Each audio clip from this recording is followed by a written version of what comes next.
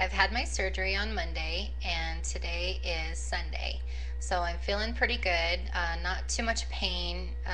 The nausea has really gotten to me, but I'm on medication and stuff. But I've really bounced back a lot better than I thought I would. Some of the things I wanted to talk about, just to kind of, if you guys are thinking about getting the DS surgery, the night before we went to the hotel because we had to get up and be there at 5:30 in the morning. My surgery was at 7:30, and they make you drink milk of magnesia, 3 tablespoons. It wasn't too bad, but it wasn't fun. Um, all liquid diet the day before surgery, and I was actually really light the day before then, so it'd be easier on you that night that you have to have the milk of magnesia.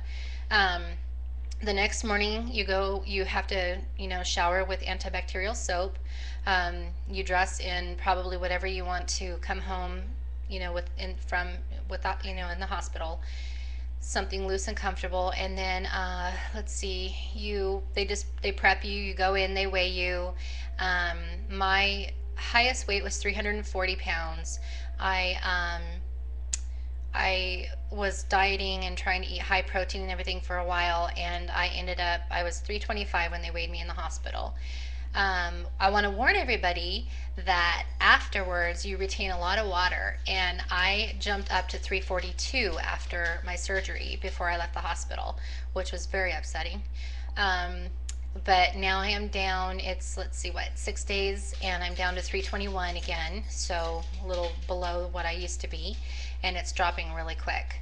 Let's see, I woke up from, they prep you and everything. They lay you on the table and they prep you, and you don't even know what's going on. When you wake up, you're really drugged up, very nauseous. I didn't have really any pain. I was really numb. The doctor numbed me really well, but the nausea was really bad. They wheeled me to my room after a while. They expect you to walk.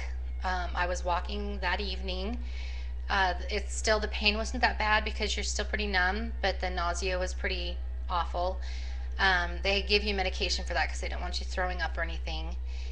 Let's see, you have a catheter when you wake up, so you don't have to worry about having to get up and down.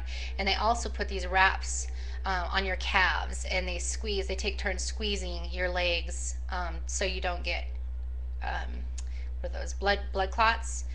So they do that, and I really recommend someone staying with you in the hospital for the night and the day, really, because it was really nice. The hospital staff, they get so busy, and instead of having to push a button and wait forever for someone to come help you, my mom and my husband took turns, and it was really good. They could just unhook you from the leg squeezer things, and you can get up and walk or whatever you want to do. They started me the next day on liquid diet, and I don't know what they're thinking, because they end up bringing you they brought me 2 Jellos, a cup of broth, and a protein drink. Like I'm going to be able to drink all that. I was just sipping tiny little bits, and you don't really want to eat anything or drink anything. It's just you're not feeling that great. I really highly recommend bringing a pillow or a blanket when you're coming home. Make sure the doctor gives you pain medication just before you leave. When you're in the hospital, you have a morphine drip that you can push. I recommend pushing that on a regular basis, although that made me sick, so I didn't push mine that much. Let's see, so yeah, the pillow and blanket, you hold it against your stomach, squeeze it tight. My pain meds were pretty much worn out by the time I went home, so it was a pretty rough ride home. We were about 4 hours away from the hospital, so that was pretty rough, but we survived. And now basically I'm just walking around kind of puttering. You just sip, you're constantly sipping water, protein drinks, which are really foul personally to me. There's a couple that health-wise, I think it was the orange pineapple. I used to love grape, and now grape popsicles and stuff like that just taste awful.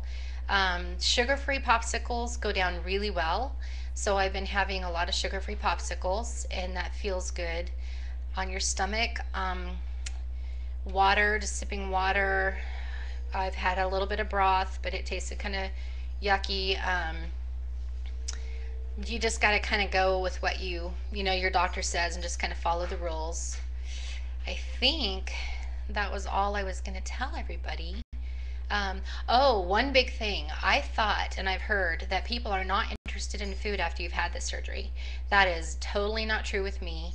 I'm not hungry, but when my family was making lasagna the other day and garlic bread, oh my God, I thought I was going to die. It smelled so good. I wanted it so bad, even though I wasn't hungry. Um, Pizza, the other day they had pizza.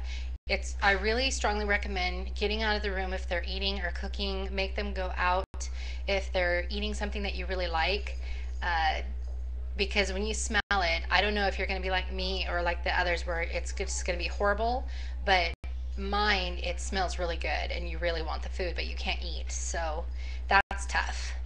But everything else is good. You just got to sip, sip, sip. And the pain really, hasn't been that awful bad. I've just been taking it slow and easy. I'm already on Tylenol and not taking the Vicodin anymore because I didn't like how it made me feel. And make sure you have Benadryl just in case you have a reaction to your medication because I had a reaction to, I don't know, it was the Vicodin or whatever, but got a nasty rash all over. But yeah, so do your research, make sure you really want to do this, and I'll keep everyone informed and let you know what's going on. Thanks for watching. Bye.